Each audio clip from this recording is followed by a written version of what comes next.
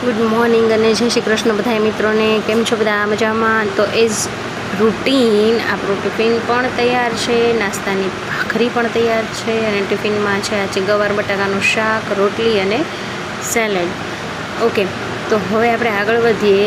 નાહી ધોઈને જનીલભાઈ રેડી થઈ ગયા છે, ભગવાનને જવ ચડાવે છે અને એની ભાષામાં ભગવાન સાથે કંઈક વાતચીત કરે છે. હવે તો ભગવાન જ સમજી શકે, આપણે કાંઈ સમજી શકીએ એમ છીએ નહીં. અને આમને આમ આખો દિવસ આપણો જતો રહે છે. સાંજ પડી ગઈ છે અને જેનિલભાઈ આપણા જે છે એ સાયકલ ચલાવે છે એના ભાઈબંધ વેદાંશની, અને એ સાયકલ એને ઓલમોસ્ટ હાફ પેન્ડન્ટમાં આવડે પણ છે. એટલે હવે જોઈએ કે ફૂલ પેન્ડલ મારીને ક્યારે શીખી જાય છે. તો મિત્રો, તમે જુઓ છો કે જેનિલભાઈને સાયકલ ચલાવવાની ખૂબ જ મજા આવે છે. સાયકલ એની ફેવરિટ છે. તો જેનિલભાઈ જે છે એ આપણે સાયકલ ચલાવવા માંડ્યા છે. મને કહું છું કે ભાઈ ચલાવો.